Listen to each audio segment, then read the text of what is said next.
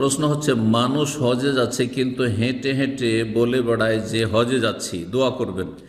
এইরূপ কি সবার কাছে বলে বেড়ানো যাবে? এটা এখলাস সের পরিপন্থী।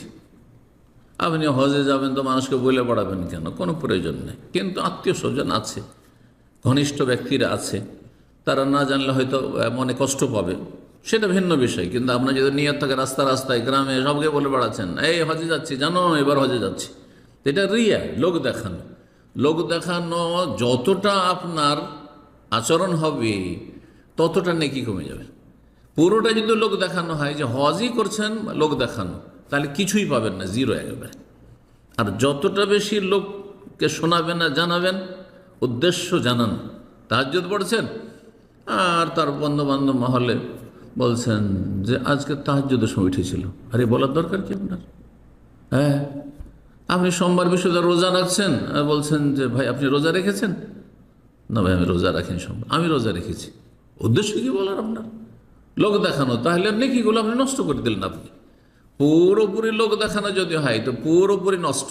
কেউ যদি কারো ভয়ে অথবা কাউকে খুশি করার জন্য সালাত নামাজ পড়ে, তাহলে সে শিরিক করলো, সে নামাজই পড়লো না। পুরোপুরি যদি নামাজ, জি রিয়া, রিয়া কখনো কখনো বড় শিরক হয়ে যাবে। একেবারে নামাজ পড়ে না, বেনামাজি, কিন্তু শ্বশুর বাড়ি গেছে, শ্বশুর বেশ পরেশগার মানুষ, হ্যাঁ, অসন্তুষ্ট হয়ে যাবে, সেই জন্য সেই ভয়ে, শুধু তার ভয়ে নামাজ পড়ছে, তাহলে বড় শিরিক করলো সে।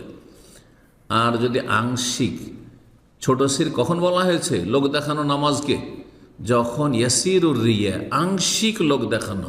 আপনি নামাজ পড়ছিলেন, হয়তো একটু তাড়াতাড়ি পড়তেন, কিন্তু যখন দেখছেন যে শেখ দেখছে আমার নামাজটা ফলো করছে, তখন লম্বা সিজদা, একটু কোয়ালিটিটা খুব সুন্দর করছেন, এখানে আংশিক নেকি কমে যাবে, তখন ছোট শিরক, তখন ছোট শিরক। জি, এই জন্য রিয়া সমা, লোক দেখানো কাজ, লোককে শোনানো কাজ বড় শিরক হইতে পারে, যাতে সমস্ত আমল নষ্ট হয়ে, আর ছোট শিরক হইতে পারে। জি, কমপক্ষে। এই জন্য এমন কোনো কাজ হাজি সাহেব হোক আর অন্য কেউ করবেন না যে ইবাদত বন্দেগী করে লোকজনকে জানিয়ে বেড়াবেন। একমাত্র ফরজ সালাত জানাইতে হবে, ঘরে পড়লে এখন লুকিয়ে লুকিয়ে, নাহলে মানুষ বেনামাজি মনে করবে। জামাতে গিয়ে নামাজ পড়তে হবে। হ্যাঁ, কিন্তু আপনি হজে যাবেন সেই জন্য বলে বেড়াবেন না, এমনি যে জানছে জানুক যে আপনি হজে যাচ্ছেন, কিন্তু বলার কোনো প্রয়োজন নেই।